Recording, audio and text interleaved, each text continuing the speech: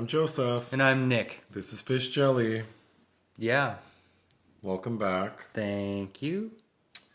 You were in Venice, Italy. where Venice is located. Yeah.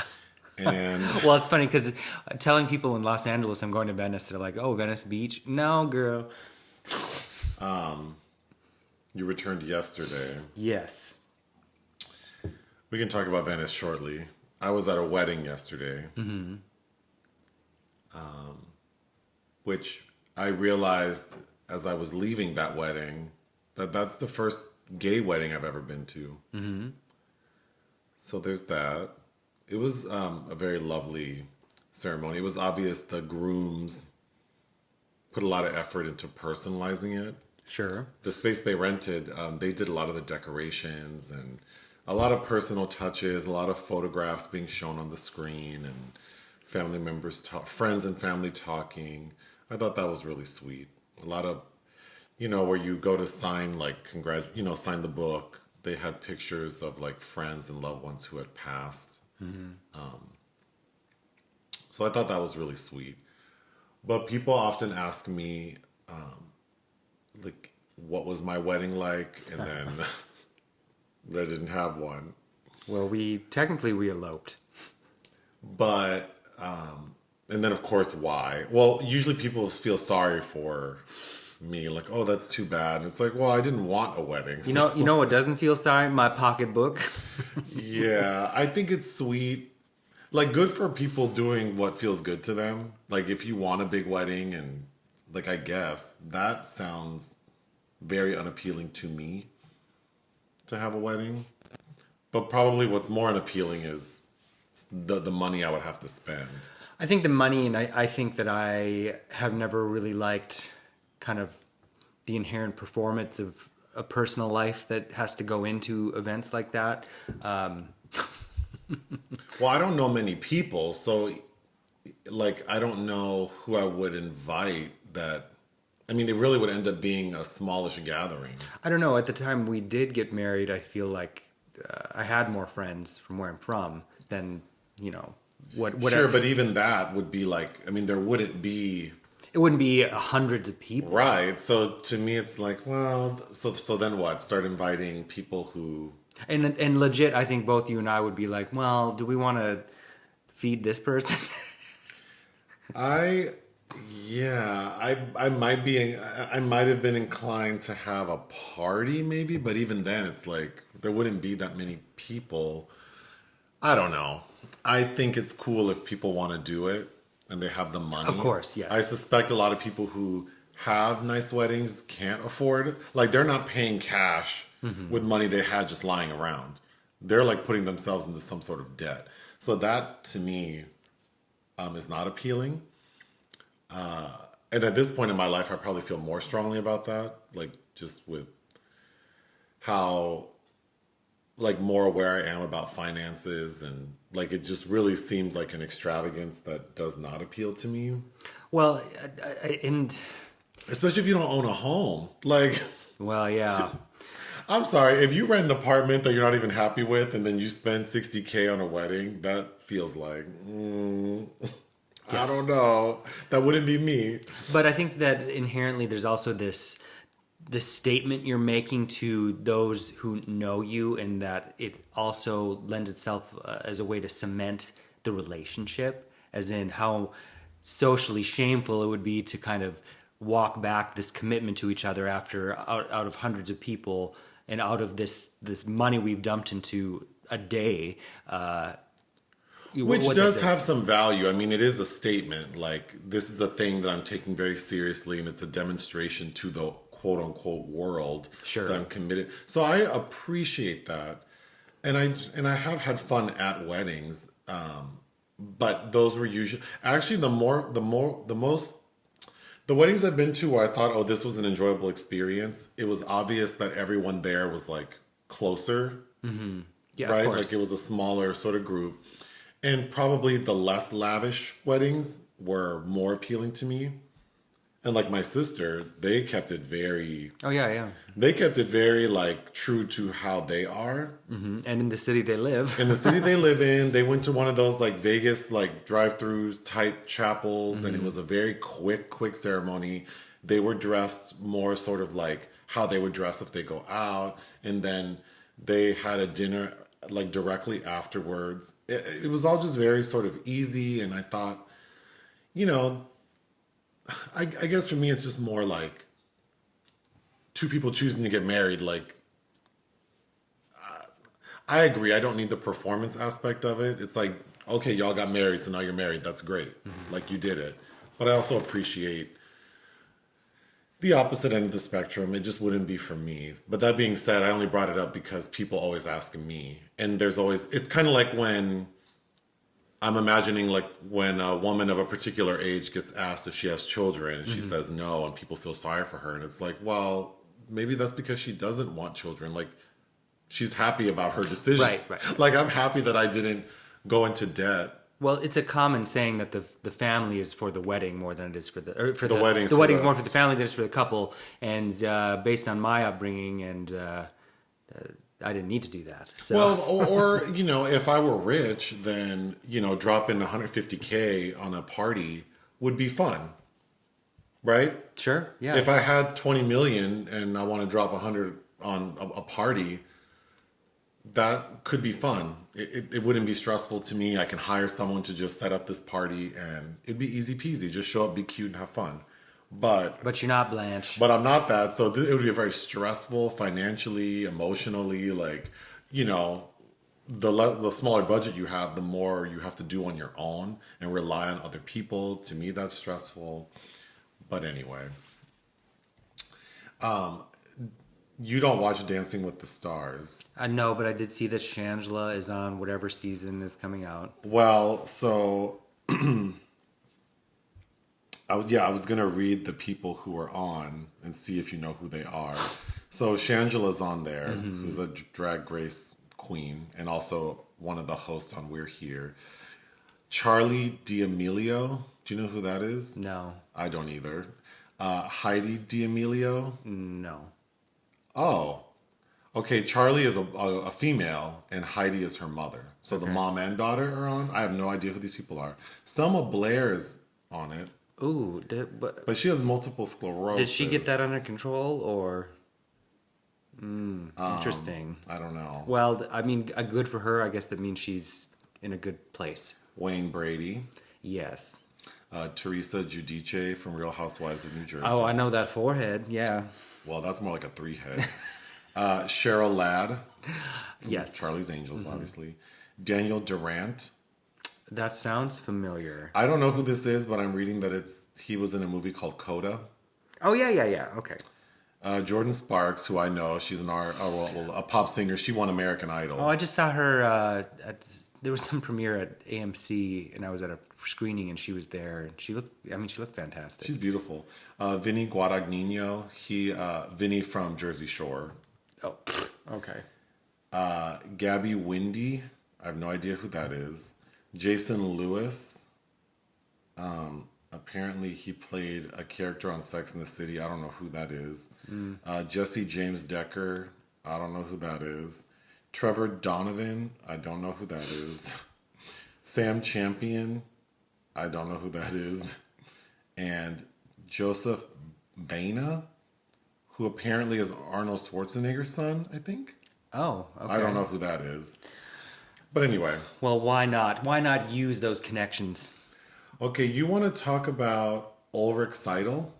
Oh, God, yeah. I had meant to bring this up in our last podcast, but there was just so much going on. But the main... I had kind of considered going to, making a 2-day trip to Toronto after Venice, mainly because I really want to see the Ulrich Seidl film Sparta, which is the second part of the film Rimini that premiered at Berlin earlier this year.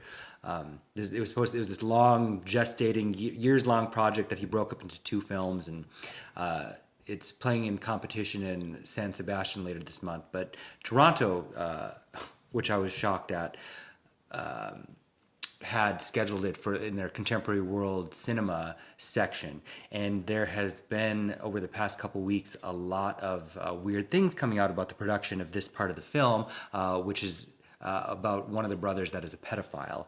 And I'm sure you're not familiar with how Ulrich Seidl films things, but he tries to get kind of as real as possible performances using non-actors and putting them in situations where they're not maybe entirely sure what's going on. And that's why I think he breaks a lot of taboos with his filmmaking, then gets really fascinating results, also makes a lot of documentaries.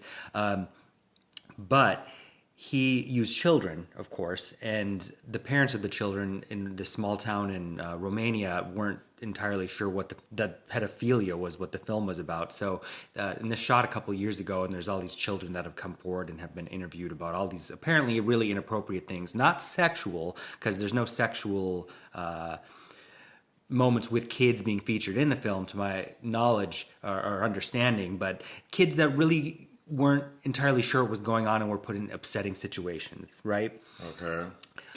So less than 24 hours before it was supposed to premiere at TIFF, they, of course, in true Canadian fashion, couldn't be involved in any kind of controversy, so they pulled it from the program, and that was it. So in other words, I'm glad I didn't go to Toronto based on mainly seeing this film. I highly anticipated that they ended up not playing, but yeah. So who knows? San Sebastian is less, they could. It's my understanding of San Sebastian, they give a fuck about being politically correct, which is why, Johnny Depp was honored there pre-trial, and Woody Allen's last film premiered there. So I'm sure that the premiere will go ahead there, but I guess it will be difficult for anybody outside of that festival to probably ever see that film. Well, okay. So hard transition to Canada's Drag Race. There's a winner. Oh, I haven't watched any Drag Race. Do you want to guess who won? No. No. So we're not. So you watched this then?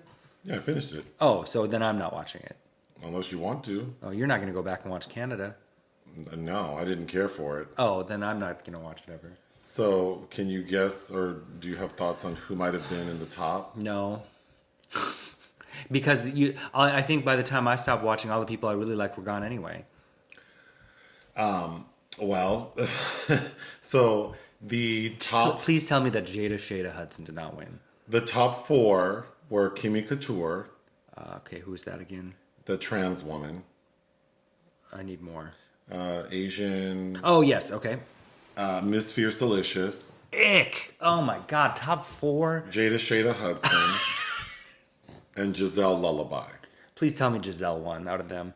Giselle won. Oh, thank God. Okay, all right. So, normally with the top four, they make them all lip sync. Mm-hmm. But they were like, we don't need all four of you to lip sync. Oh. So they eliminated Kimmy Couture and Miss Fiercelicious.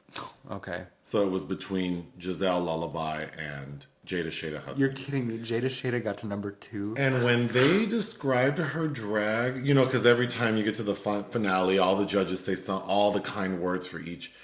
I was like, am I taking crazy pills? Because I really did not think Jada was as strong as they painted her out to be. Because she wasn't, because it's all a machine. But they lip synced to Celine Dion's A New Day Has Come. Mm-hmm. And I'm like, well, Giselle's going to win. Because Giselle actually seems like Celine Dion. Mm-hmm. And so she won that lip sync. Well, I don't know if you would say she won, but they chose her as the winner. Uh-huh. Yeah, so that's it for that. Okay, then RuPaul's Secret Celebrity Drag Race. So this most recent episode. Okay, my biggest gripe about the episode is, well, 2 things. First of all, there was no one eliminated. Wow. Ru thought they all did such a great job that the top 2 people had to lip sync against each other for the winner. Okay. And the top 2 were Donna Bellissima, which we know is Daniel Franzese, and then Chakra 7, the black lady who's a child actor who I can't tell who she is. Okay. But what annoyed me the most about this episode was the theme for this episode was I Love the 90s. Okay. So then I'm thinking, okay, well, for sure, because I was looking at Billboard's top artist of the 90s. Mm-hmm. So the top female artist of the 90s, like solo female artists are Toni Braxton, Whitney Houston, Madonna, Celine Dion. Number 2 is Janet Jackson, and number 1 is of course Mariah Carey. Okay. Do you think any of those ladies were featured on this episode? None? None. I couldn't believe it. I expected like all of like 5 of those names I mentioned to be the songs for I Love the 90s. But no, the songs that were performed were by Britney Spears, which fair, whatever. But that's the end of the 90s. Christina Aguilera. Also end of the 90s. Lauryn Hill, Do Wop That Thing, also late 90s. Late 90s. I don't know. There was a band called The Chicks. I'm not sure what that is. No. And then, of course, Spice Girls. Okay. But I'm like, okay, I already am so annoyed. So I was not impressed by these performances. And I'm surprised that Rue couldn't send someone home. But yeah, this show is the fact that we don't get to, because they're keeping their identities a secret up until now, it feels like we don't get to really know the contestants. So the fact that they're dragging it on, but production must sense that that's what's happening, because the gag for this episode, besides no one being eliminated, is Rue says it's getting too tough to judge everyone, so everyone needs to reveal themselves. No. Yes.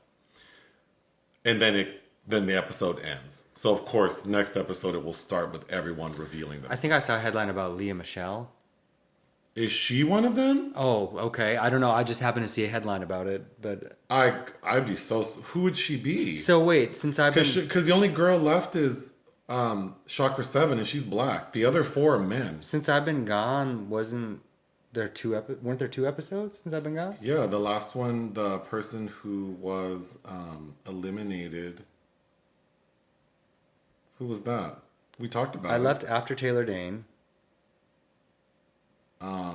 Was Millie Von Sunshine. Who was that person? Who was Millie Von Sunshine? I don't remember. Who was Millie? Is she the one that did that really good version of Robin? Oh, Jenna Ushkowitz. Oh, Jenna Ushkowitz was on Glee. Oh, Maybe Glee. that's where the Leah Michele thing is in your mind. Okay, all right. Do you know why I forgot? Because I have no idea. It's the Asian lady. Yeah, she did I that. had no- She did that great rendition of Robin. Yeah. Yep. I have no idea who that lady is. So, so that's why I forgot. Anyway, I'm done with that. Okay. So you're back from Venice. I sure the hell am. So I guess we'll have to make a video of like your favorites from there. Oh, But I'm okay. assuming you want to talk about Venice a little bit. You don't want to. So don't talk about my favorites now. Well, we're gonna make a video about Oh, it. we are. Okay, I didn't know. I did not give him a memorandum. Well, you're not prepared to talk about it now, so we should probably make a video. I mean, I already have my favorites, but okay, whatever you want. Well, what do you want to say about the only thing? So there were a few things that popped out to me for Venice. One was the whole Don't worry, darling. with whatever his name is, Harry Styles spitting on Chris Pine. At the press conference. But then I didn't care enough to dig deep. Like, did he spit on him? No, I don't. What did Harry say about it? I don't know. Then I saw the video of Brendan Fraser getting a standing ovation for The Whale. Mm-hmm. And then I saw Timothée Chalamet looking like... His red carpet was... No. I saw that. And then I also saw that Anna de Armas was basically trying to say that, I'm going to read what she said. She said, I truly believe that, Anna de Armas in the movie Marilyn. No, Blonde. Blonde, sorry, playing Marilyn Monroe, and her portrayal of her.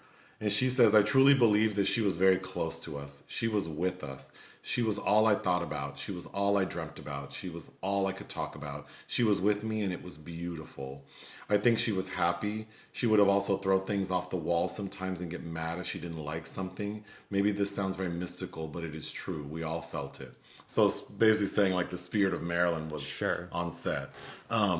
Did you like this movie? I did. I gave it you didn't read what I wrote, but I gave it a very good review. Yeah, I think I read the book, which I'm also a big fan of. I'm a fan of Joyce Carol Oates in general. It's a fictional rendering of Marilyn. And of course, great liberties are taken, marrying them with kind of visual artifacts we have of Marilyn Monroe. And I think Ana de Armas, it's a great impressionistic performance, and there's a lot I really liked, and it takes a lot of risks. I don't think everything works by any means, but it's fascinating, and I think that it does justice to this icon who was ruined and ravaged by the world. But and there was a very divisive response in Venice with a lot of charges of misogyny and how it's demeaning to Marilyn. It's like the fucking world was demeaning to Marilyn, and the depiction of misogyny does not make something misogynistic. So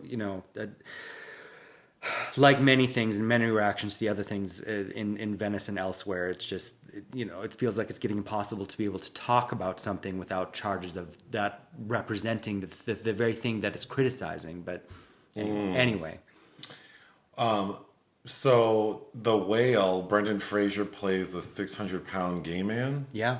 Do we see him as 600 pounds? Yeah. Mm-hmm. How does he look? He looks like very unhealthy. He looks like hell. Like he's just sitting in his apartment? Or? Yeah, he's mostly immobile, but you see him showering, you see him standing up, you don't see his penis, but and I've read the play that this is based on. It's in the play where he's masturbating and his Can blood, he reach his penis? Yeah, he can. Oh. But he's it's the last week of his life in this character who's this woman that comes to take care of him, played by Hong Chow. His blood pressure is like astronomical. Basically, it's like if he doesn't go to the hospital immediately, he's going to die, and he refuses to go to the hospital. So he's going to die. Oh, okay. Well, did you want the awards? Of course, were announced. Okay, talk about that. So my top 3 films in competition all won awards. That's nice. Not in the combination I thought they would, but the Golden Lion winner was Laura Poitras's All the Beauty and the Bloodshed, which I did really like. And Saint Omer won kind of the second place grand jury prize by Alice Diop, which I also thought was fucking fantastic. And then Cate Blanchett won Best Actress for Tar, which overall was my favorite film. I was very surprised that I thought Brendan Fraser, I would bet money on him winning Best Actor out of the festival, but they instead gave it to Colin Farrell for The Banshees of Inisherin. Our friend who we had lunch with? Colin Farrell, not Firth. Oh, Colin Firth. Today's his birthday, I think. Okay. He's 62. Yeah, we saw Colin Firth at CC. Colin Farrell's my friend too, though. Okay. He won. He won Best Actor. For what? The Banshees of Inisherin, which I also gave a Ed Sheeran? Inisherin. Oh. Inisherin.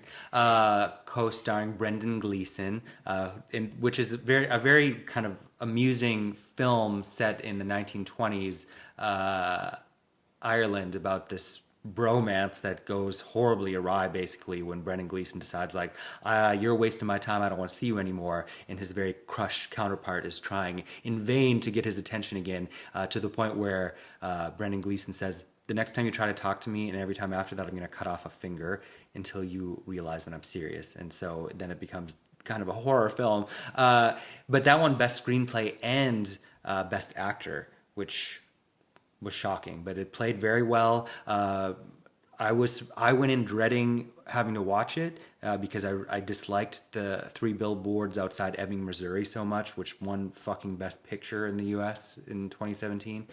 But yeah, I was very highly. I was surprised at that award. What else do you want to say about Venice? I mean, it was all work and no play. Like I covered by myself every single competition film, and altogether wrote about 40 films, and it was just it was a lot of work, but enjoyable. A lot of great food, of course. No real nightlife in Venice unless you are going to select parties, which I do not. But yeah, it was like Cannes this year, where I decided I was going to try to see if it's just possible to keep up with covering competition films as they come out and other film. It's possible. You need a room of your own and a lot of time, but okay. Well, again, you can make a video about your favorites and some things you didn't like. I'm going to ask another question. What's your favorite meal? Pizza. And do you have a favorite pizza place? My favorite deep dish pizza place in LA is Masa, which we go to, Masa of Echo Park technically. But there are different styles of pizza, as you know. I'm forgetting the name of it, but I know where it is. We went a couple times. I think it was in Beverly Hills, that Neapolitan. Oh, like off Pico? Yeah, that was, and not really that expensive considering It's the near, pizza. isn't it near the Fox lot? It's near the Fox lot. It's not far from that Ralph's over there Yeah. as well. And it opens kind of late during the week, like only for dinner. Yeah, I would like to go back there. It's been a minute, but I don't know. When I think of that, what style is that called? Neapolitan. Neapolitan is it Neapolitan? I thought it was Neapolitan. Oh, I thought that was ice cream. Anyway, That you might be right. that style of pizza that's hand tossed and then put in the oven, so it's kind of like the darker bubbles, but it's still chewy. I always have flashbacks of. No, it's Neapolitan. It's pizza. Neapolitan? Yeah, Naples style. When the Minneapolis Film Festival, Oh, punch pizza. Punch Pizza for any ticket holder to a screening at the Minneapolis St. Paul Film Festival could go to Punch Pizza and get a free pizza. Yeah. But you had seen so many movies that we just had like. Yeah, because I'd watched 3 or 4 or 5 movies a day. So yeah. for a week, and we would just get the pizzas, bring them home, Mm-hmm. save them, microwave them. Oh my God. They are delicious. Yes. But I always think of that. I wonder if they still do that. I can't imagine they do. My favorite meal, I don't know what I would say. Probably Mexican food. Yeah, but what kind of Mexican? Definitely not Oaxacan. I do not like mole. I don't like birria, like goat meat. Definitely don't like that. But so I guess if I had to pick a Mexican restaurant, well, my mom's cooking I always like. Do I think she has the best food? No. I really like my mom's food because it's my mom. But if I had to pick so I don't mean it like it's not good. It's just, I'm just used to it and I like it. So I would always eat my mom's Mexican food. But there's a restaurant in Westchester called Paco's Tacos. Yeah, that's pretty good. That's probably my favorite Mexican restaurant in LA. Okay. And then I've, of course, had some amazing food in like Mexico City. Oh God, I still think about those tortillas at that place on Olvera Street. Yeah. Yeah. But I will say my mom, when she makes homemade beans, those are my favorite beans. Sure. Yeah. But just Mexican food in general. And what are those chimiltrufias that I used to get That's at not even a real thing that you used to get in at A La Minneapolis. Salsa in Minneapolis? Yeah. Okay, films that were released we didn't cover. Something called About Fate. About Fate, Mary Weisberg directed, starring Emma Roberts and Thomas Mann, neither of whom I'm very interested in, but that came out this week. Athena, which Netflix is releasing in theaters shortly before it'll be on Netflix, which I covered out of for Ion Cinema, was part of the competition in Venice. Directed by Roman Gavras. Definitely not one of my favorite films, but has some pretty interesting elements about it. It was co-written by Lodge Lee, who wrote Les Miserables, which got a ton of attention a couple years ago, which I also did not like. These films about like urban civil warfare that also try to highlight these friendly white police officers that are just like, I'm just so tired of all the one-dimensionality of the characters with this particular presentation, which Athena is a better version of, but anyway. Next, Brahmastra Part 1 Shiva. Yeah, so Disney is putting out this Indian cinematic spectacle that, as the title would indicate, is going to be more than one, like a franchise, a VFX heavy franchise that came out. We were invited to a press screening of it before I left, but it was during the afternoon. Directed by Ayan Mukherjee. That came out this weekend, and I haven't read any reviews to know anything about it, but it's a spectacle. Next, End of the Road. This I had wanted to watch before I left, but we just didn't have time. Millicent Shelton. It's a Netflix film starring Queen Latifah and Ludacris, amongst other people. Oh, it's on net. Yes. I'm sure we'll watch it. Yeah. Because it looks ridiculous. But I wanted to cover it, but we didn't. Medieval. This I passed on even bothering with the screener, but the Czech filmmaker Peter Jekyll directing Ben Foster and Michael Caine, period piece based on a true story. Maybe if there was nothing else going on, which definitely wasn't this month. Lastly, Speak No Evil. I reviewed this out of Sundance at Ion Cinema this past year, and it is something I would have made time for because I'd be curious to get your thoughts on it. It plays kind of like a Michael Haneke's Funny Games, based on following politeness to the logical conclusions, i.e., like your own death because you don't stand up for yourself. But it's about this couple that meets this other couple on vacation, and then they stay in correspondence and decide to rent a cabin together, and then the one couple is... after many innumerable red flags, are stoned to death, basically by this other couple, which is so In modern time? Yes, like so totally ridiculous and over the top, and these stupid white people are so ridiculous to watch that to me that kind of robs the joy out of it. Is just like, well, apparently you want to die because you have no survival skills or sense of. But that was directed by Christian Tafterup. I believe it's Danish. That came out this week. I think maybe on Shudder, but it is worth a watch. But again, I think it really kind of misses that that balance of what keeps you invested in watching somebody have to go through it. But anyway. All right, moving on to things we watched for fun. You saw something called Fighting with My Family. And so I could only be relegated to things I was forced to watch on the plane home to pass the time. But I missed this 2019 film directed by Stephen Merchant, who's an actor who's very kind of funny looking, who you would recognize. He's in that one scene of the movie 43 with Halle Berry. With see that tall guy. Yeah, with the eyeballs. I remember when this came out, and I remember that Dwayne "The Rock" Johnson plays himself in it, but I had no idea what it was. But it's based on a true story about this family of WWE fighters, that kind of style of fighters. This family who the daughter gets the opportunity to try out for the WWE, and she is the youngest person to do so and get in, played by Florence Pugh. And it's interesting. In a basic sort of way, but yeah, and also starring Jack Lowden as her brother, who doesn't get in, who we just saw play Siegfried Sassoon in a film you didn't like, directed by Terrence Davis, in Benediction. There are some interesting hair things going on in this movie that I would have been curious to get your thoughts on, such as she has Morticia Addams hair and basically decides to be like the other women that are ex-models and cheerleaders trying out. She decides to dye her hair like fucking honey blonde in her hotel room, and it looks immaculate.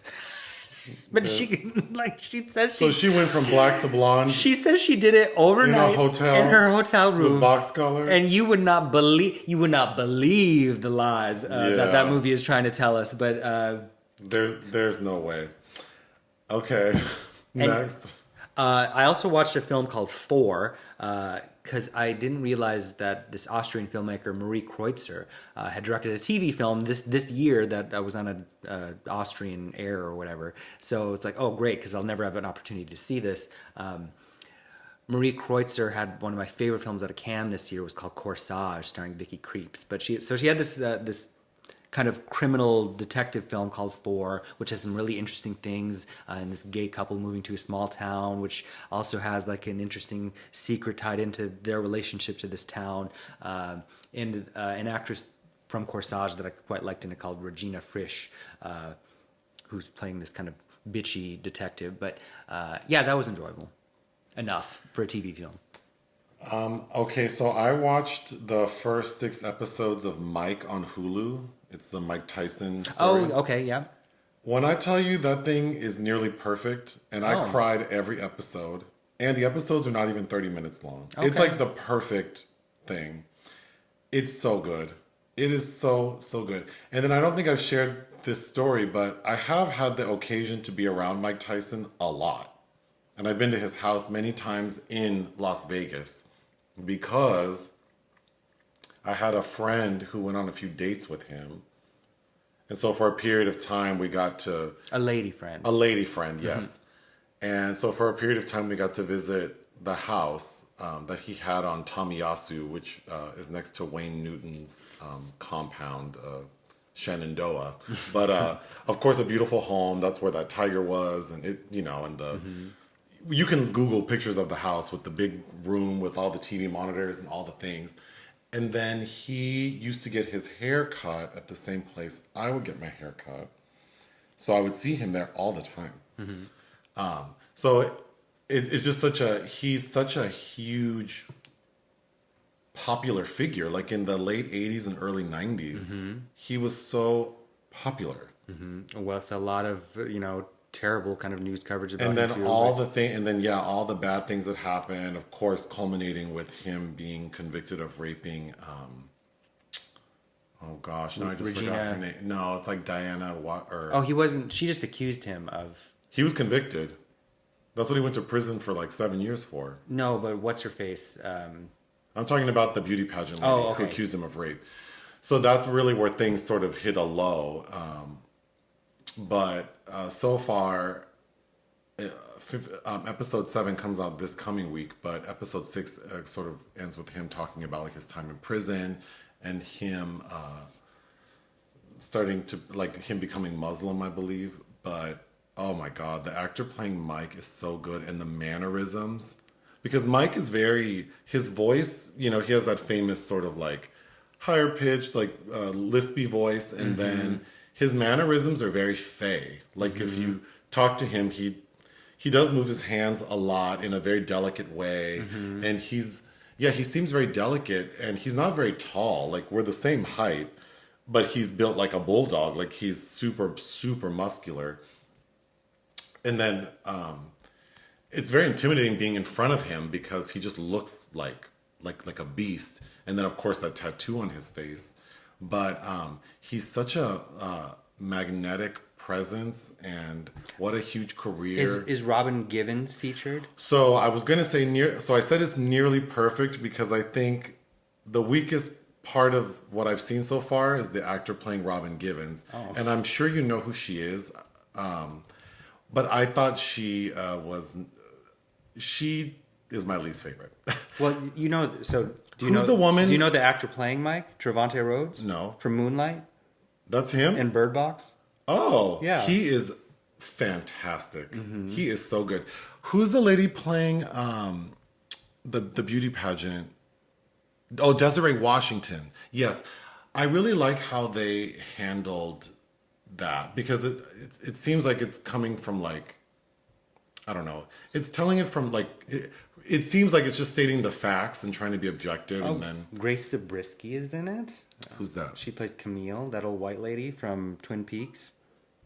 Oh, she's the I usually she's like her. the wife of the man who trained Mike, Cuss. Oh, Harvey Keitel. Yes, who's also very good. Yeah. Like, who you just saw in Thelma and Louise, and you didn't really like him in that. He's very good. But yeah, the lady playing Robin Givens, I did not. Laura Harrier. What do you? We know her from. She's only in one of. She's in Black Klansman, which you haven't seen.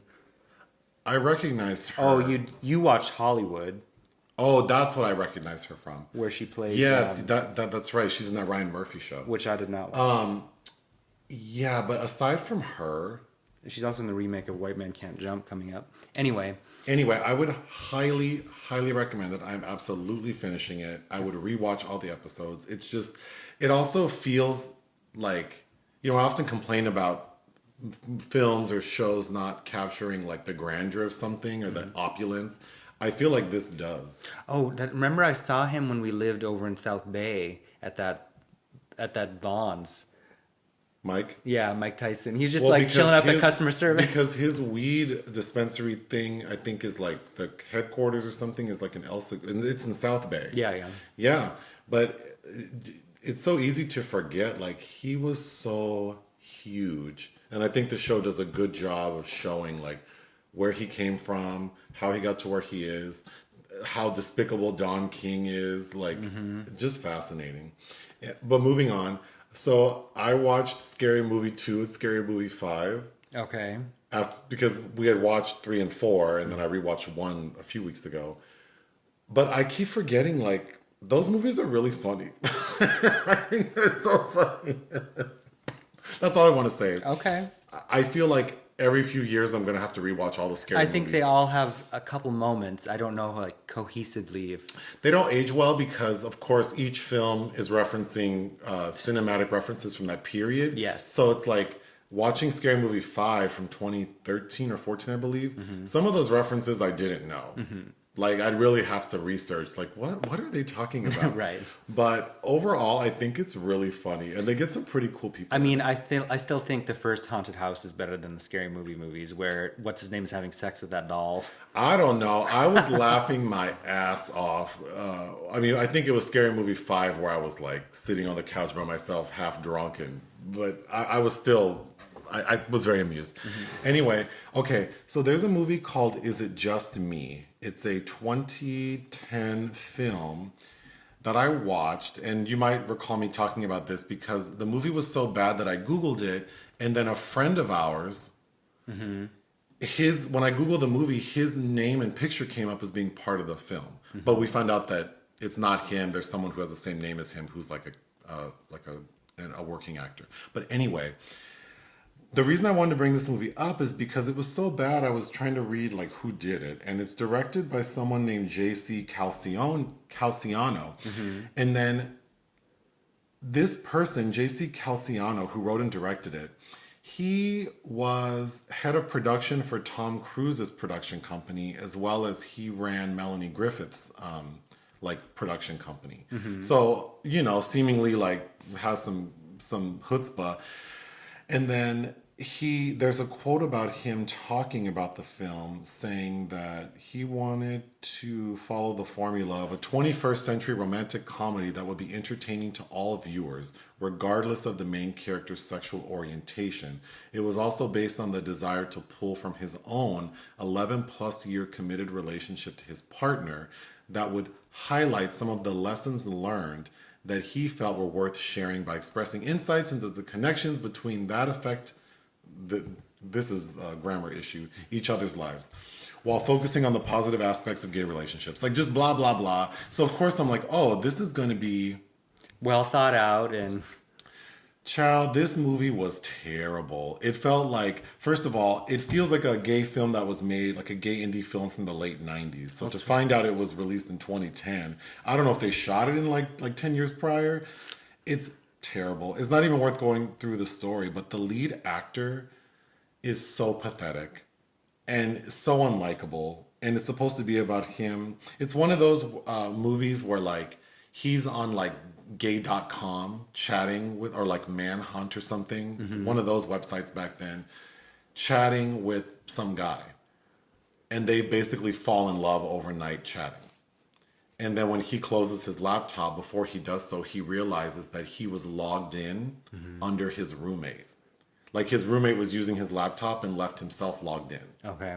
And the roommate's hot. So of course, this guy thinks he's talking to the hot roommate and not the actual guy.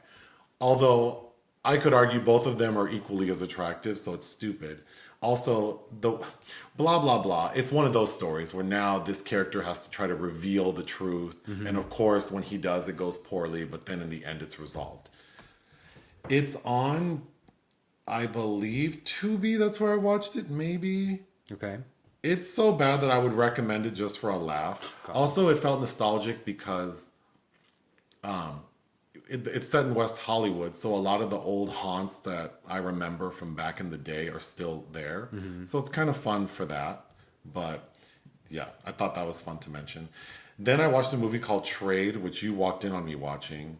Oh, God. Which was terrible, too. That was on Tubi as well. But it's a gay film, but I thought the story was interesting because it's about a closeted guy, like a corporate attorney who's married to this woman, and they're suffering from fertility issues, and she really wants to be pregnant.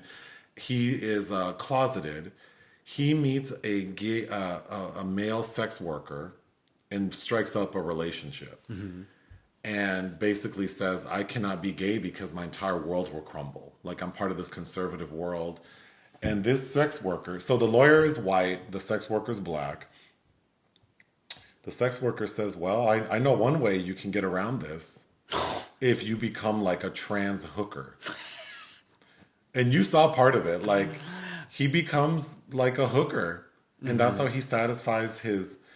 It's so strange because the film is not well done, so it doesn't properly balance like are you gay or are you trans? Because Right. I guess you can be both. Obviously, there are queer. Yeah. I mean, there are homosexual trans people, but it's just like it's a lot for him to unpackage in such a short amount of time in such an extreme situation. And on these streets, like what? Yeah, but it's worth watching because it's so ridiculous. And the scene where the lawyer finally tells his wife, like, because she catches him, she finds out he has like a separate apartment, and she shows up on his ass, and he's dressed as a woman, and she's basically like, "No, we're staying together, and you're going to get me pregnant." And he's telling her like, "This is me. This is who I am," and the wife is like, "No." No, this is not you. Anyway, lastly, I watched Support the Girls. I love that movie. It was interesting. I think Regina Hall is great. She's so good in that movie. I related to her character. So Regina, what made you watch that? Because I brought it up? I don't know. It was on a work day and I had a ton of stuff to do. So I sat on the couch and put it on and it caught my attention immediately. So then I ended up paying full attention to it. But Regina Hall plays the manager of this like Hooters type restaurant, and everything just falls apart because she's the manager, but she's also like a mother to all the like the female employees, and she's having her own drama. I think the story's kind of ridiculous because she's going a little too far with trying to help the girls, but I think she is like that character is very good. Like I was very invested in her. Yeah, I thought the acting of some of the supporting cast was crunchy, particularly that lesbian Bobo. Sure. Played by that actor I recognize from a lot of stuff.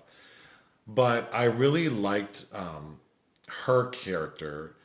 But I kind of related to this idea of like a position I had when I was managing a team and feeling like I was trying really hard to like make everyone like okay. But you can't. But you can. And I think that's what the story was about. Like, you need to take care of yourself. Yeah. Because me trying to, or Regina's character trying to help all these girls who ultimately, because the main storyline is that she is having this, like, car wash to raise money for lawyer fees for one of the servers who got into a fight with her boyfriend. And Regina's character is letting her stay at her house and then the girl ends up going back with the boyfriend anyway. Yeah. And then she's another one of the servers. She's telling her, like, don't date the customers. Like, don't do this. And then when Regina finally quits her job, that girl says, actually, I have been dating this guy for a long time. So it's kind of like, yeah, you have to help yourself first. Yes. You can't do more for people than they want to do for themselves. But that's what a lot of people want to think. Because a lot of people say, like, you can't help someone, they don't want to help themselves. But it's like, bitch, you don't know that I even want that help. Maybe I don't want that. So I think there are a lot of presumptions that are made. Like, just because that's how I would live my life doesn't mean that's how you want to live it. So why am I even bothering? And also, it's not my responsibility because I remember trying really hard to, like, get people's schedules, like, where I think that it would work for them. And it's like, at the end of the day, bitch, if you can't get to work on time, what am I supposed to do? Right. I'm doing everything I can to adjust your hours, like talk to you about this, that, and the third. You're not happy. You want to get paid more. This is not the career you want. It's not your employer's responsibility to figure your life out for you. That's just not the world we live in. It's not. We don't, like, work-life balance in the United States is non-existent. Very few companies really care about their employees, and it's usually the smaller ones that do.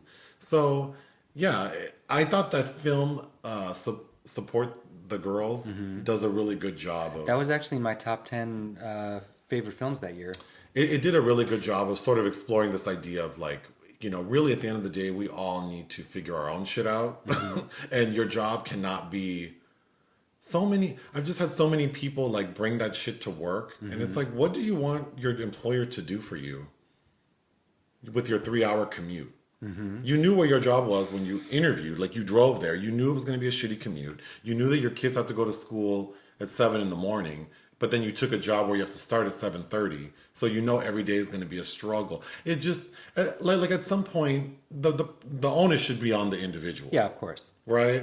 And I think that was the message I got from the film. And coming at it from that perspective, I thought it was very effective. Yes. But the story itself is kind of ridiculous. I think Regina was the first black woman to win Best Actress from the New York Films Critics Group that year, which is notable. Okay, moving on to projects of interest, something called Full Circle. Yeah, Steven Soderbergh, busy, doing a film series with Zazie Beetz and your favorite Claire Danes. Claire Danes? If you don't know why that's funny, listen to the podcast episode called The Shout. Anyway, it sounds like a murder mystery procedural thriller kind of thing that looks delicious. And something called Sympathy for the Devil. Your boy Nick Cage is currently filming another movie in Las Vegas right now. You didn't tell me about that. Because I just found out about it this week, which is why it's on this week's podcast. Co-starring Joel Kinnaman from Israeli director Yuval Adler, whose last film, The Secrets We Keep, we did review, which is basically a Death in the Maiden ripoff, also starring Joel Kinnaman and Noomi Rapace. But that's filming right now.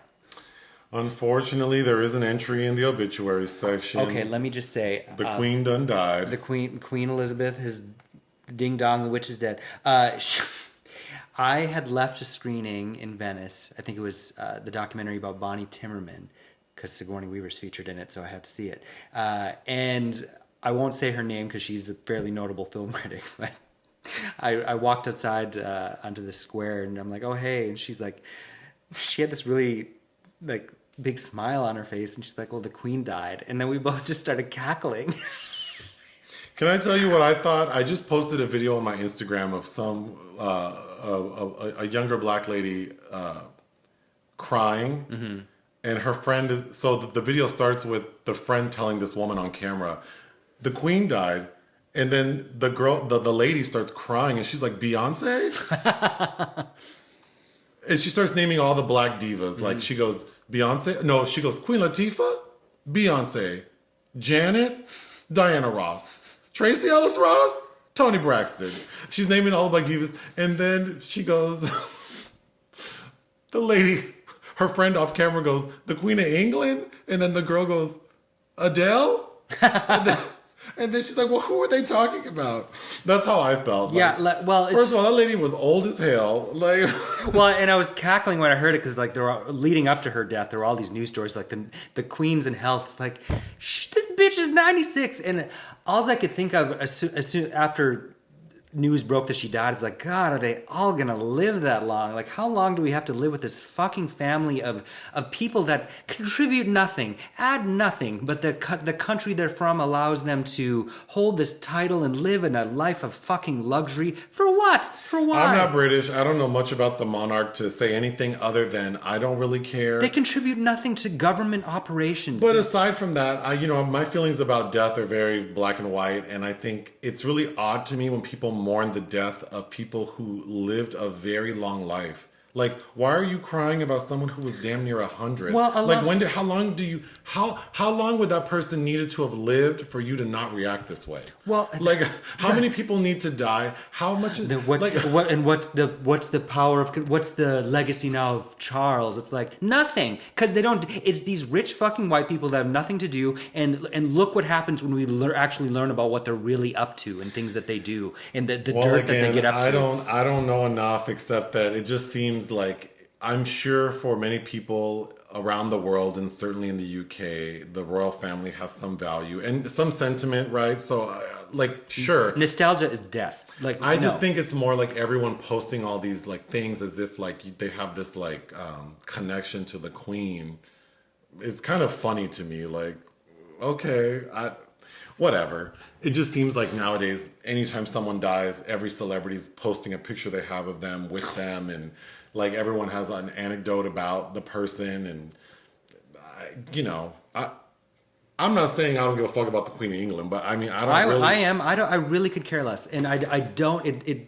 My mother grew up. I remember she had a scrapbook from Di's wedding, and I remember even as a young boy being like, "Why do you care about this woman's wedding?" Well, I'm not going to go that far because I have a connection to some notable people, as in I really enjoy their work, and if they were to pass, I'd be sad. Their work, yeah, and I would feel something.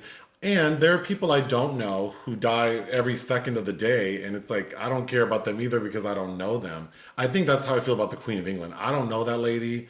I don't know what she does. I recognize her picture, and I know she's the Queen of England, but I didn't grow up like, you know, like literally if Tina Turner, Diana Ross, Queen Latifah, if they died, I'd be more upset.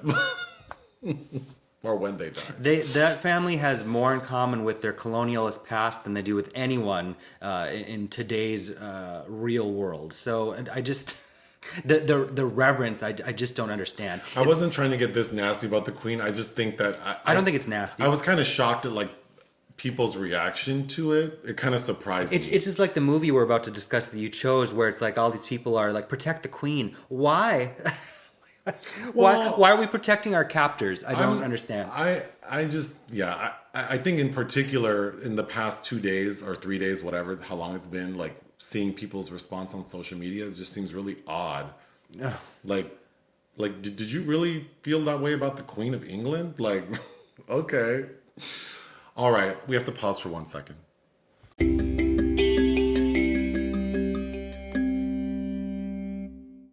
Okay, so I chose the secret film this week. I discovered a new podcast, the name of which I can't recall, but it's a man and a woman. Okay. Who they have kind of a cute name, and it would take me too long to try to figure it out because don't have access to my phone. Well, good job narrowing it down, though. At least. Yeah, it's a man and a woman. They talk about film, and I only discovered them because they started following our Instagram page. Mm-hmm. So I was checking their stuff out, and they had if this helps narrow it down, their most recent episode is about Sinister and the Black Phone. They talk about those two movies. Okay. But before they get to that, they were talking about some things they watched for fun, and one of them, the gentleman brought up a film called The Sea Beast, an animated film that's streaming on Netflix. Mm-hmm. Which I brought up as something that we didn't cover, but were offered to when it did come out earlier this year. Great. So the way he was describing it, I thought, he was really saying how much he liked it. The way he described it didn't really sell me, but I thought, let me look at the trailer. Mm-hmm. I watched the trailer and it looked pretty good. So that's why I chose it. Okay. So The Sea Beast was released this past year, directed by Chris Williams. Do you know who that is? Yes, he directed Big Hero 6, which I actually was a big fan of. I think Big Hero 6 is extremely cute. So overall, I thought this movie was okay. I think it looks great. It's long. It feels so much longer than the nearly 2-hour running time. It's almost 2 hours for a kid's film. It felt languid at times, but I think it looks amazing. The animation's great, and I think the story has a lot of heart. It's just kind of basic with good, obviously some good messaging. Yes. Again, I think it has to be basic enough to get its point across to the children and some of the adults. So the story is set like what? Maybe like the 1700s, the 1800s? Mm-hmm. I don't know. As you like to say, old-timey times. In the old-timey times. And basically we live in a world where there are these big sea creatures. Mm-hmm. And the sort of the lore is that these beasts are like violent towards humans, so they have to be eradicated. So there's one kingdom that sort of capitalized on that. Mm-hmm. This king and queen, they are just, it's been generations now, but their kingdom was the first to say like, we're going to build ships and we're going to send these ships out and kill the beast to keep the world safe. So because of their efforts, they became a very powerful kingdom. It's basically a metaphor for colonialism. But yeah. Yes. Mm-hmm. So we find this one captain on his crew out there, and they kill beasts. But there's one beast in particular, the red.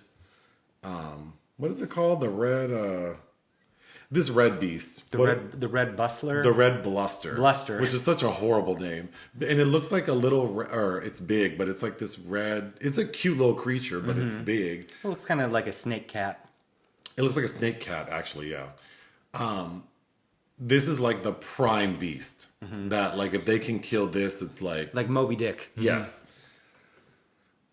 But the story revolves around the captain and his crew, and then this little girl who like is a stowaway.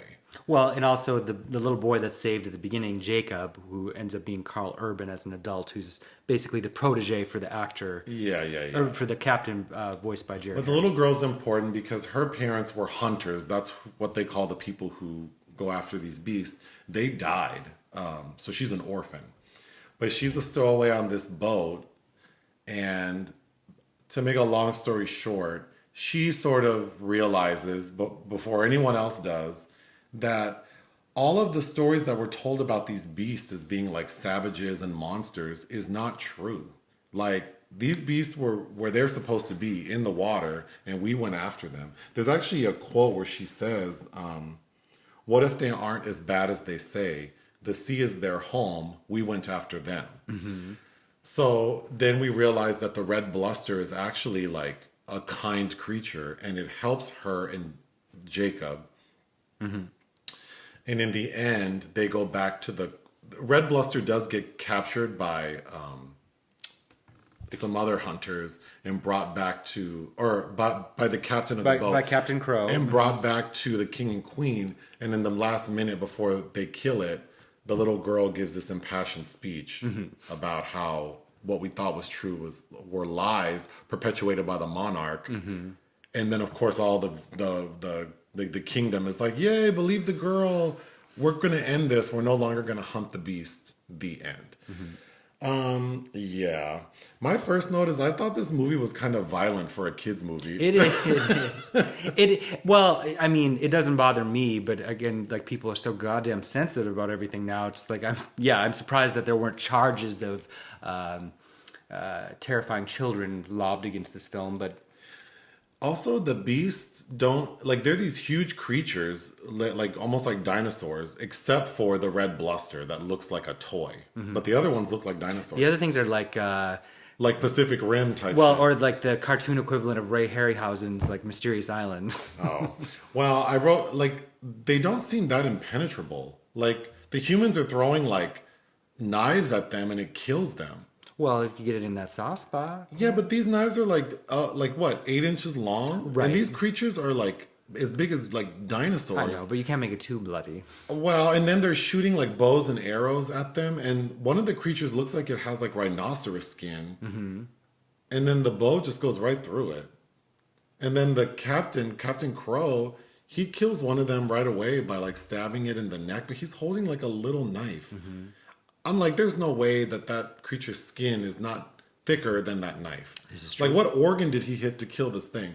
The death organ. The death organ. I was very distracted by those details. Sure. The details I was distracted by are the bluster swallows Jacob and Maisie, and then they're like hanging out in its nostril and in its mouth when there would be water. Oh, because they're underwater. It's a long scene where red bluster swallows Maisie and Jacob while they're in a boat. Mm-hmm. So the boat is like on Red's tongue, mm-hmm. and there's no water, and it's very still. Mm-hmm. And then they go walk around the Red's like internal, like cranium, and then all of a sudden, well, like they go through its mouth into its nasal passage, and then they're looking through its nostril underwater, mm-hmm. but there's no water. Yeah. But then when they go above water, there's wind coming in. So I understand that maybe those creatures close their nostrils so they're not like inhaling water, but then you wouldn't be able to see through it. Or that would be a way to fix that. Like there'd be a translucent membrane that comes up because bluster's presented as technically an amphibian. So maybe there is a translucent membrane. I just thought. Well, we don't see it. But I just thought it was so weird that it's so still in there, and I don't know. That scene took me out. Then there's a scene that kind of references Alien because we see Red is so when they've been swallowed by Red is taking them to safety mm-hmm. for some reason because she sees that Jacob and Maisie, the little girl, saved Red essentially. Mm-hmm. So she's trying to save them. They get to this island and then Maisie's walking around and she's stepping on like these pods that are like eggs. Mm-hmm. And then Jacob even mentions like, don't play with these creatures. They might lay eggs in you and burst out of your chest cavity. Mm-hmm. So of course it feels like they're referencing aliens. But Maisie makes a friend, this little blue creature that sort of saves the day for them at one point. But Yeah, how they she's decided to gender these creatures is interesting as well. it is. Then Maisie convinces Red to take them back to where they need to go, which is a very long trip. Yeah. It seems like it takes days on this creature. But the creature has all these like arrows stuck in it. And it takes a while for them to realize, like, maybe we should help her out and remove these arrows, which look like acupuncture needles on this big ass animal. And then as they remove the needles, you can hear the creature like giving a sigh of relief. I didn't like the tone of the film because it's like not cutesy enough. There are moments when it's like trying to be cute and a little humorous, but it's not enough. It's actually quite dark because Captain Crow is like, he wants vengeance. He's Captain Ahab, basically. In a way that doesn't seem like appropriate for a child. And then Jacob is very like he's throwing the animals, like the little blue pet Maisie makes. He just throws it like it's nothing. And yeah, I didn't necessarily like these characters. Even Maisie, who part of why this movie's trailer caught my attention is the main little girl is black. And then the first mate on the ship is also a black woman. Which I recognize both her and Jared Harris. It's Marianne Jean-Baptiste. I was like, God, that sounds like her. And Jared Harris, I could tell it was them. So that was cool. That caught my attention. Okay, so Captain Crow is like obsessed with vengeance. He wants to kill this creature, specifically because he thinks when Red swallows Jacob and Maisie, Captain Crow assumes they're dead. So now he wants double vengeance. So double storm. So all of a sudden he's like, I'm going to go see Gwen Garbobble or whatever her name is, who turns out to be this witch. And everyone's like... Oh, and voiced by Kathy Burke. And everyone's like, if you go to her, that's like not honoring the Hunter's Code. And I feel like all that was very ambiguous and kind of pointless to me. They don't... for an hour and a... For 2 hours. For a 2-hour running time, they don't kind of, correctly... But he goes to this witch, and she's like, oh, I know what you want. You want a weapon that'll kill this thing. Well, I have the perfect weapon. It's called God's Hand or something. And he's like, well, what do you want to... Like, how can I get it? And the witch goes, well, I want everything.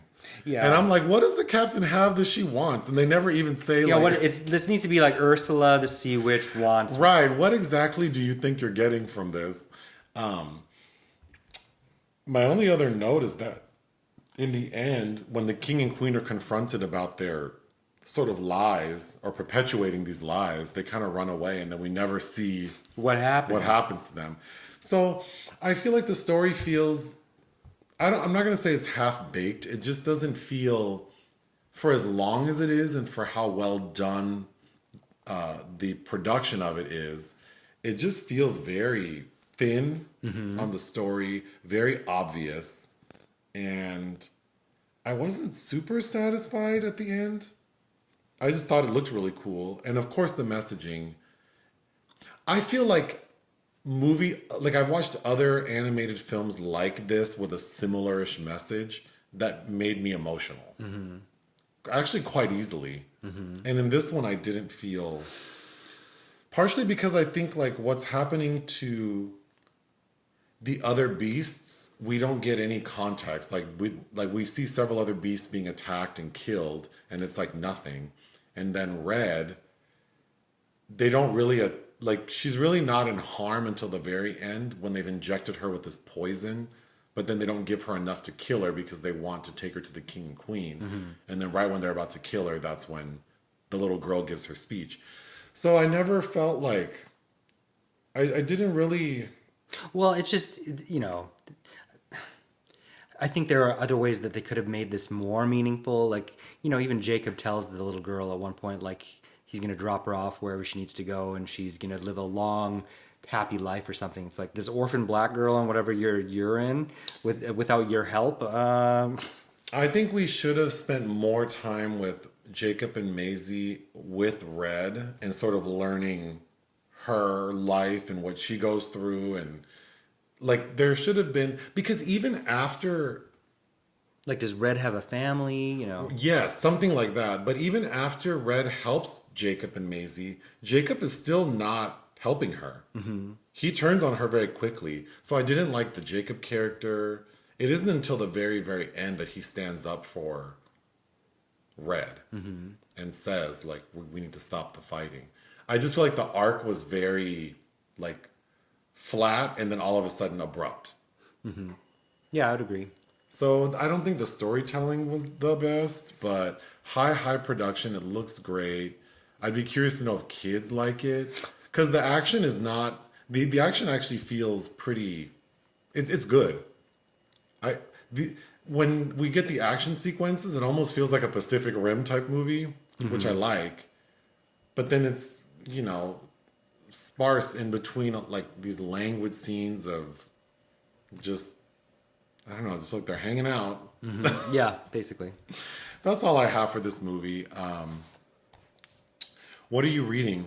I finished Liar Mouth on the plane, which I had expected to like a lot more than I did by John Waters. But I think if you're a fan of his, yes. What year? He just wrote it. Oh. Presumably because he can't get funding to make his films anymore. And what he did conceive would be impossible to film. Why? Because there's a subset of characters that are addicted to bouncing. What does that mean? Like on trampolines. And so when they're not on trampolines, they're continually bouncing still. So it's like this kind of dirty, weird fantasy. There's also a man whose penis becomes sentient that is perpetually erect that he's talking to, and he's identifies as straight, and his penis discovers that the penis is gay. There are interesting things for sure, and I did giggle a few times, but I think I wanted it to be something else maybe. But again, I guess if you're a fan of his, it's definitely worth checking out. But then I started reading a slim novel that shouldn't take me long called Perversity.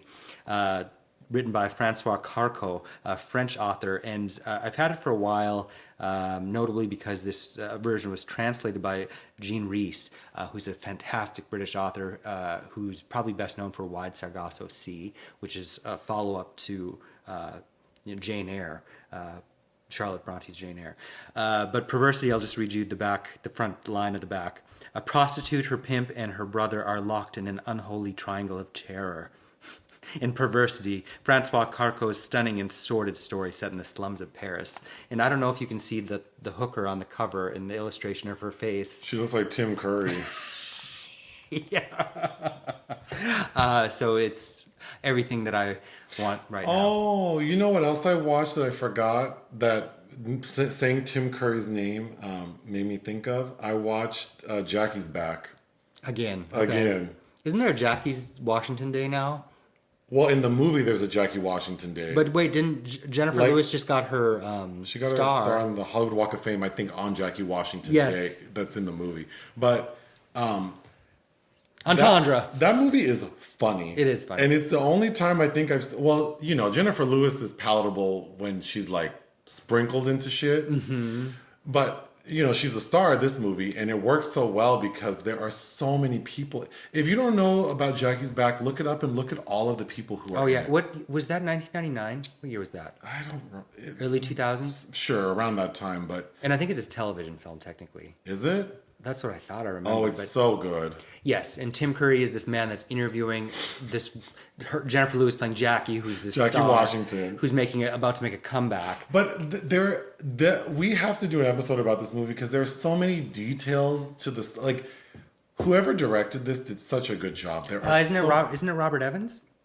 Is it? I'm pretty sure that's. There are so many details, even like because Jackie Washington has done a lot of mostly music, but she's done movies. And even the names of like her songs. Oh, Robert Townsend, sorry. Robert Townsend. Robert Evans is the screenwriter. Like the attention to detail, and then Tim Curry dealing with Jennifer Lewis because he doesn't like her. And then Entendre. Get me a double. And then Jennifer Lewis's daughter is named Entendre, and she treats her like she's her assistant. Mm-hmm. And then who's the guy from Kramer? Michael Richards? No, not Kramer. I'm sorry. What's the movie with Kelsey? What's the TV show with Kelsey Grammer?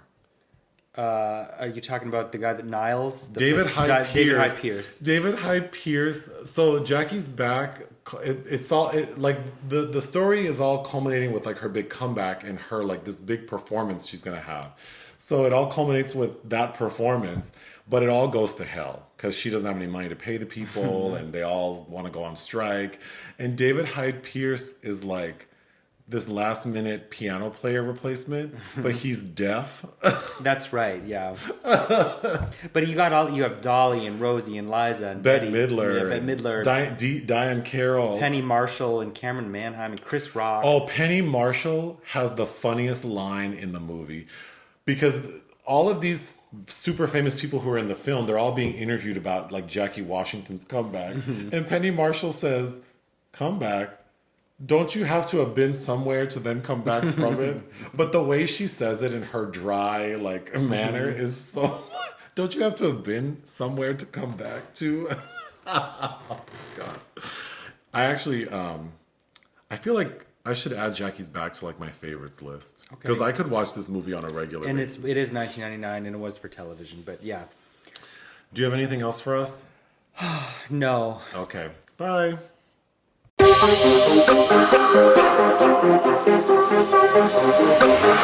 Huh.